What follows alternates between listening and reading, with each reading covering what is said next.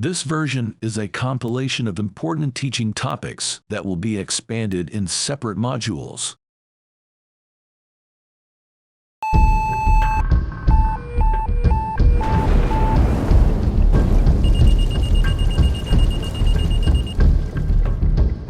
You know, for years, we've only looked at recruiting and retention as kind of the sole source of the barometer of our department health. But I want to propose to you today, the reason I'm harping on this so much is that I actually believe that internal culture should be part of that metric of internal culture, recruiting, retention.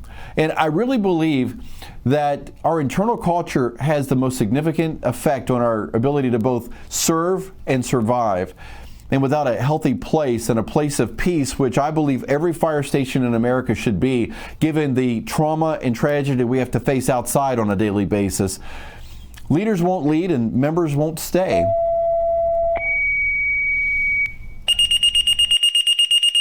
Engine, ladder, tower, truck, RIT response, Box 0, firehouse, for a fully involved internal fire. Hazmat response for toxic culture exposure with multiple reports of members down. The threat to the community is showing on all sides.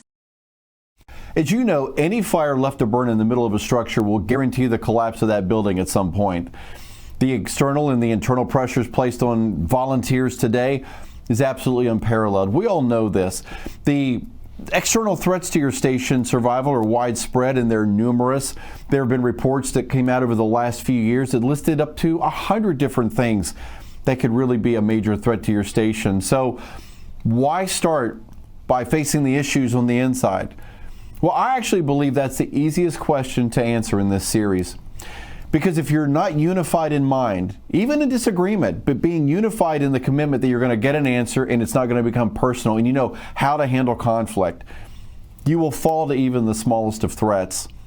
And so if you will join me on this journey, I truly believe we can strengthen your vision of the future together and strengthen your station together using successful recruiting tactics that will work. And actually, when somebody shows up at your front door, you now have a healthy place for them to say, wow, this is a place I actually could see myself being in year over year. And there's community, there's trust, there's vision, there's identity. I have a role, there's what my impact will be, and certainly what will my story be. And you see, I actually believe these things are what is keeping us from getting to the promised land in so many ways, friends.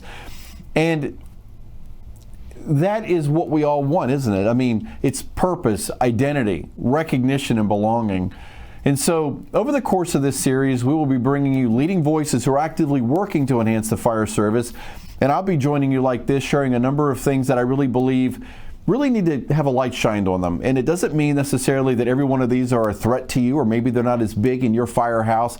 But I have been through my professional work in media in a number of fire stations, probably over 100. And I can tell you that no matter the location, rural, urban, suburban, whether it's an older station, a younger station, whether it's a combined station or all volunteer, these problems are everywhere. And I really believe they're what is going to bring us down if we're not careful.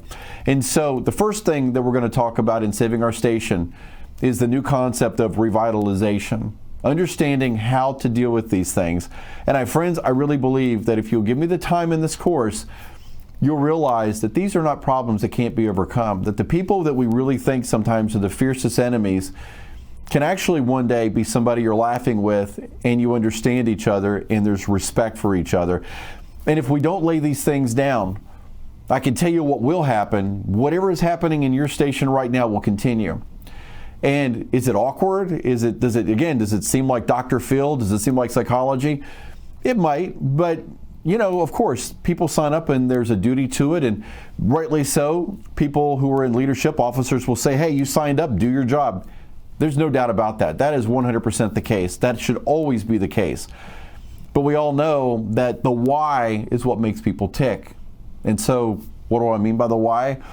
Let me give you a quick example.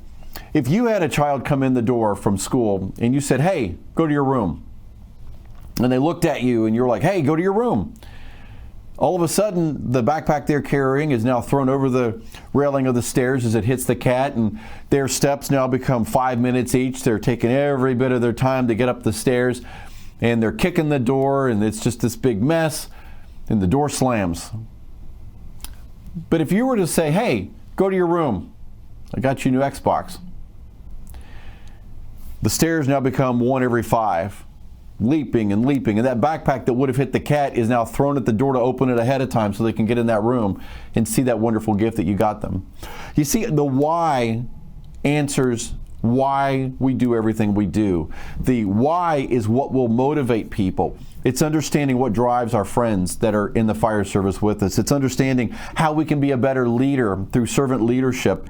And as a member, understanding that when things get tight and there's divisiveness of ideas and all these kind of things, that we don't have to get personal. We don't have to make it about, well, he's just a jerk and he's always blah, blah, blah, blah. How much has that ever really helped in any place you've ever been in?